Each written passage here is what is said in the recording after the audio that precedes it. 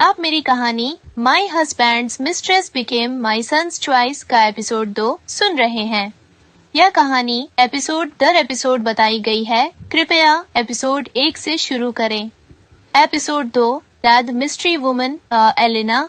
Good morning माँ, कबीर ने अभिवादन किया जब वह सीढ़ियों से नीचे आया। स्कूल के लिए पूरी तरह तैयार, वह आज सुबह थोड़ा उज्जवल लग रहा था और यह एक राहत थी। पूरी रात मैं इस बारे में चिंतित रही थी कि आज सुबह उसे कैसे सांत्वना दूं और उसे स्कूल जाने के लिए कैसे मनाऊं। हान इतना परेशान और निराश था कि वह हमारे बेडरूम में नहीं सोया था, हमारी शादी के बाद पहली बार। हालांकि मैंने इनमें से किसी भी चीज को मुझे रोकने नहीं दिया, यहाँ तक कि उन दुखद और अपमानजनक शब्दों को भी नहीं जो कल शाम मुझ पर फेंके गए थे। मैं उतनी ही जल्दी उठी जितनी आमतौर पर उठती थी। जो खाना हमने नहीं खाया था उसे फेंक दिया और कबीर और हान के लिए एक ताज़ा नाश्ता बनाया। गुड मॉर्निंग सनशाइन, मैंने मुस्कान के साथ जवाब दिया। ब्रेकफास्ट तैयार है, मैंने उसे सूचित किया डाइनिंग टेबल पर अपने हाथ फैलाते हुए। मैंने तुम्हारे लिए whole grain toast poached eggs के साथ बनाया है, बिल्कुल वैसा जैसा तुम्हें पसंद है और तुम्हारे लिए स्वस्थ है, मैंने उज्ज्वलता से जोड़ा।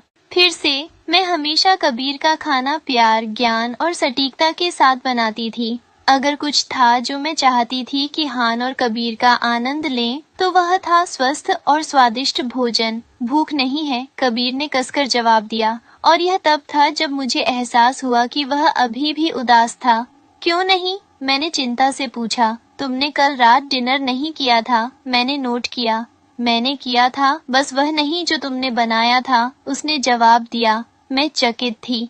तैयार किए गए किसी भी भोजन को तुमने या तुम्हारे पापा ने छुआ नहीं, जिसका मतलब है कि आप दोनों में से कोई भी कल रात किचन में प्लेट लेने नहीं आया, मैंने फिर से नोट किया। तो तुम किस खाने के बारे में बात कर रहे हो? मैंने पूछा। मैंने इमरती खाई थी, उसने जवाब दिया।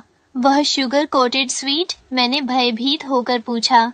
कबीर, हमने शुगर और स्वीट टूथ के बारे में बात की थी, है ना? मैंने पूछा, मेरे कंधे गिरते हुए। और इसके अलावा तुम्हें यह कहाँ से मिली? मैंने उससे पूछा। मैं अनुमान लगाती कि यह हान था, लेकिन वह कल कबीर को कुछ भी खरीदने के बारे में सोचने के लिए बहुत क्रोधित और निराश होता।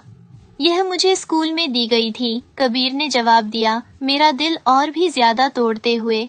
क्या तुम उन सभी सबकों को ले रहे हो जो मैं तुम्हें दे रही हूँ, कबीर?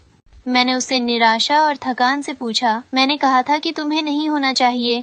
मैंने जारी रखा, लेकिन मैं इतनी थकी हुई थी कि मेरी आवाज धीमी हो गई। इसे तुम्हें किसने दिया? मैंने पूछा, लेकिन उसी समय कबीर को पता चला कि वह स्कूल के लिए लेट हो रहा था। मैं लेट हूँ माँ, उसने कहा और सामने के दरवाजे की ओर जल्दी से चला गया। अपनी माँ के लिए कोई किस नहीं? मैंने पूछा, लेकिन कबीर पहले ही दरवाजे से बाहर भाग गया था, उसे जोर से पटकते हुए। मैंने गहरी सांस ली। 2 हफ्तों से कबीर ने मुझे अलविदा कहते हुए किस नहीं किया था जब भी वह स्कूल जाता था, और इसके बारे में बात करने से भी मदद नहीं मिली थी। और यह इस तथ्य के बारे में बात करना भी नहीं था कि उससे 2 हफ्ते पहले उसके किस दूर और कम स्नेही रहे थे। मैंने इसके बारे में न सोचने की कोशिश की थी। यह लड़के के बच्चे के साथ कुछ होना चाहिए जब वे बड़े हो रहे थे, लेकिन यह अधिक से अधिक चिंताजनक होता जा रहा था। मुझे वास्तव में कबीर के साथ बैठना होगा और दिल से दिल की बातचीत करनी होगी, मैंने खुद से कहा। फिर मैंने जो वह फिर से नहीं खाया था उसे पैक किया और उन्हें किचन में ले गई। उम्मीद है हान को कुछ भूख होगी।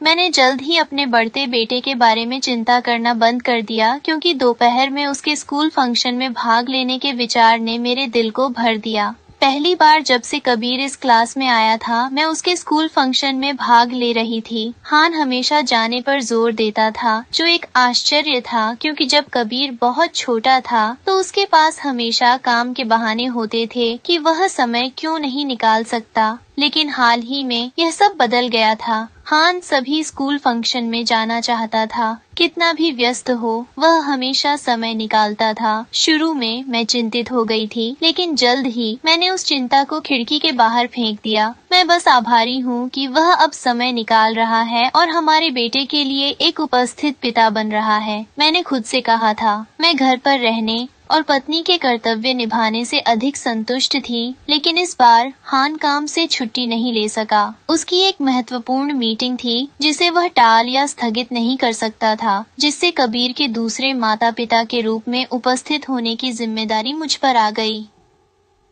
मैं मुश्किल से इंतजार कर सकती हूँ, मैंने खुद से कहा जब मैं कबीर के बेडरूम की ओर बढ़ी। मैं सुबह कबीर के कमरे में सफाई करने के लिए चली गई, जैसा कि मैं आम तौर पर करती थी। जब से उसने खुद को स्कूल के लिए तैयार करना शुरू किया, वह हमेशा अपने बेडरूम को अव्यवस्था में छोड़ देता था। मैं अभी भी कबीर को संगठन और सफाई सिखाने की कोशिश कर रही थी, लेकिन फिर भी मैं हमेशा चाहती थी कि वह एक अच्छी तरह से व्यवस्थित बेडरूम में लौटे। सौभाग्य से आज सुबह कबीर ने कोई नखरे नहीं दिखाए थे, सिवाय इस तथ्य के कि उसने अपना नाश्ता नहीं खाया था या भागने से पहले मुझे किस नहीं किया था, यहाँ तक कि एक हग भी नहीं। शायद मुझे अपनी बेक्ड कुकीज में से कुछ उसके स्कूल ले जानी चाहिए, मैंने खुद से कहा जब मैं हर उस वस्तु को उठाने लगी जिसे कबीर ने जमीन पर फेंका था। मुझे अपने उपहारों के साथ उसके शिक्षकों और दोस्तों से अपना परिचय देना होगा, मैंने खुद से जोड़ा। यह वास्तव में वही जीवन था जिसकी मैंने कल्पना की थी जब मैंने 19 साल की कोमल उम्र में भी अपनी विरासत और स्थिति से अधिक हान को चुना था, और यहाँ मैं थी, इसे जी रही थी पूरी तरह से और बिना किसी पछतावे के। मैं कल शाम के ड्रामा को भी कुछ भी खराब करने नहीं दूंगी। ये बस एक कठिन शाम थी, इससे ज्यादा कुछ नहीं, और निश्चित रूप से चिंता करने के लिए कुछ भी नहीं। मैंने शीट को ठीक करने के लिए कबीर के तकिए को बिस्तर से उठाया, लेकिन मेरी नजर एक छोटी डायरी पर पड़ी जो बिस्तर पर शांति से टिकी हुई थी। ये क्या है? मैंने खुद से पूछा। मैंने इसे उठाया और इस पर लिखी बातें पढ़ी। My family private diary. एक मुस्कान मेरे चेहरे पर आई क्योंकि मेरा दिल तुरंत गर्म हो गया। मुझे पता था कि चिंता करने के लिए कुछ भी नहीं था। मैंने खुद से कहा कबीर केवल एक टीनेजर हो रहा था, लेकिन गहराई से वह अभी भी एक परिवार के रूप में हमसे प्यार करता था। ये देखने के लिए उत्सुक कि उसने क्या लिखा था, मैंने इसे खोला। डैड और मम यूनिवर्स में सबसे कूलेस्ट लोग हैं और मैं उन्हें पाकर बहुत धन्य हूँ। वे उसके पहले शब्द थे और मेरी मुस्कान चौड़ी हो गई, लेकिन लगभग तुरंत ही वे थोड़ी गिर गईं। मम।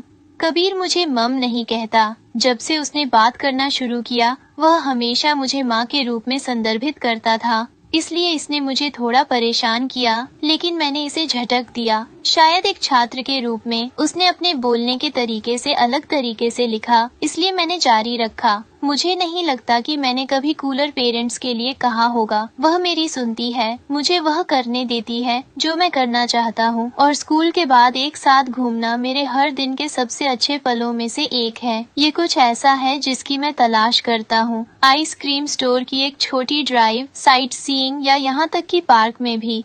वह पापा के साथ सामने बैठती है और मैं पीछे बैठता हूँ। हम पूरी ड्राइव के दौरान बात करते हैं और हम हंसते हैं।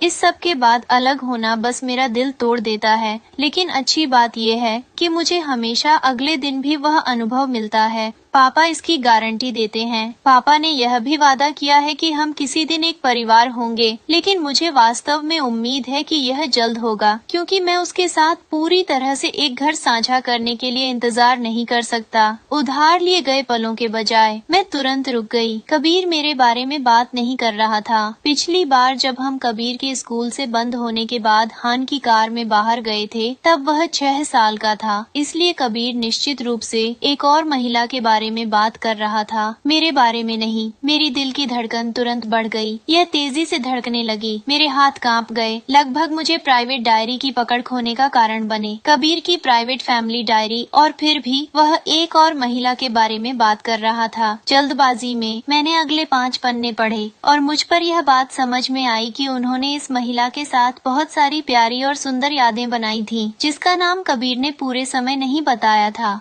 मेरे घुटने कमजोर हो गए, लगभग रास्ता देते हुए, और इसलिए मैं खुद को गिरने से रोकने के लिए कबीर के बिस्तर पर बैठ गई।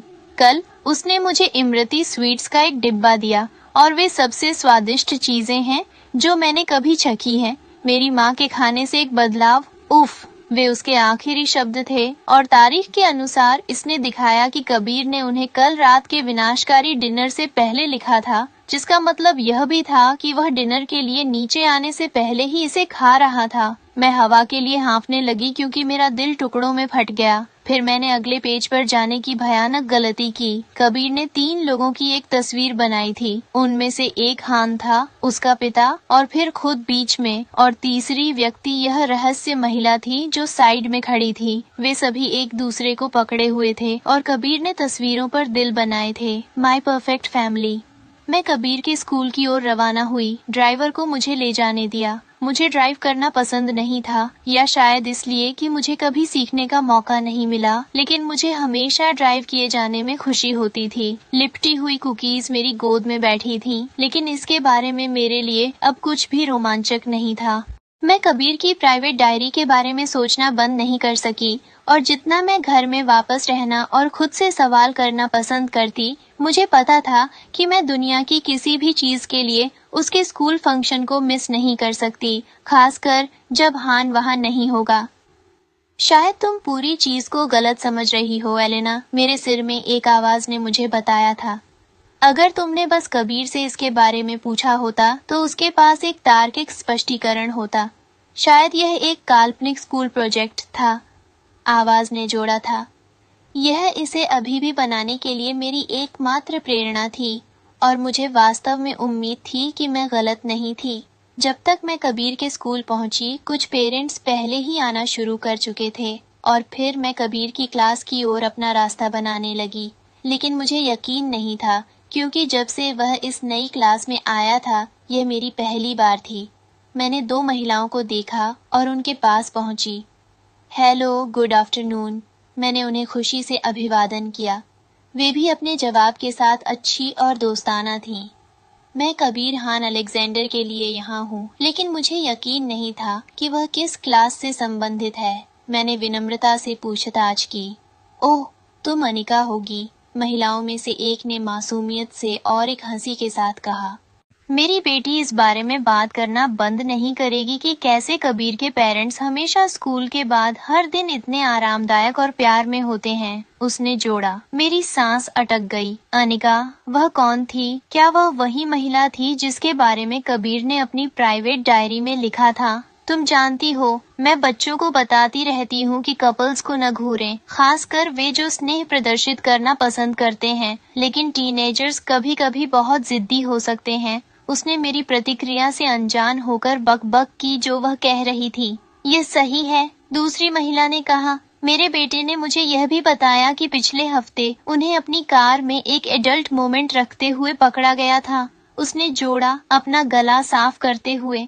उन्होंने नहीं किया, पहली महिला ने आश्चर्य से चिल्लाया। मेरी दुनिया जमीन पर ढह रही थी, लेकिन इन महिलाओं को कोई अंदाजा नहीं था और मैं उन्हें दोष नहीं दे सकती थी। मैं मूर्ख की तरह महसूस कर रही थी, बदतर मैं एक अजनबी की तरह महसूस कर रही थी। क्या तुम मुझे उसकी क्लास की दिशा में इशारा कर सकती हो प्लीज? मैंने पूछा। उनकी कहानियों को सुनना जारी नहीं रख पाई। मेरी आवाज इरादे से अधिक कर्कश निकली, लेकिन ऐसा इसलिए था क्योंकि मेरा दिल पूरी तरह से चकनाचूर हो गया था। यह तुम्हारे दाईं ओर पहला दरवाजा है, पहली महिला ने अंततः कहा। मैं मुड़ी और उनसे दूर चलना शुरू कर दिया। मैं काफी तेजी से दूर नहीं जा सकती थी, लेकिन दूसरी महिला का बयान मेरे कानों तक पहुंचा। क्या यह अजीब नहीं है कि वह उसी बेटे की क्लास के लिए पूछ रही है जिसमें वह हर दिन अपने पति के साथ आती है? मैंने कठिनाई से निगला और उस दिशा में चलती रही जो मुझे दी गई थी, दूसरी महिला की प्रतिक्रिया सुनने के लिए रुकने से इनकार करते हुए। जब मैं क्लास में पहुंची तो मुझे कबीर की टीचर से सामना करना पड़ा। मेरी राहत के लिए बहुत कुछ। हे, कबीर की टीचर, राइट? मैंने उनके साथ खुशी का आदान प्रदान करने के बाद पूछा। हाँ, मैं हूँ, उसने जवाब दिया। वह नरम बोली लग रही थी, लेकिन मैंने उसके बारे में जो भी देखा वह यह था कि वह कितनी खूबसूरत दिख रही थी। मैं एलेना हान अलेक्जेंडर हूँ, कबीर की माँ, और मैं फंक्शन के लिए यहाँ हूँ। मैंने मुस्कान के साथ अपना परिचय दिया। ओह, यह प्यारा है, उसने कहा।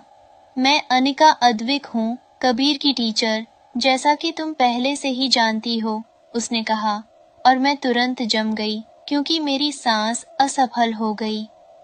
अगर आप इस कहानी का अगला एपिसोड मिस नहीं करना चाहते हैं, तो सुनिश्चित करें कि आप सब्सक्राइब करें। नोटिफिकेशन बेल ऑन करें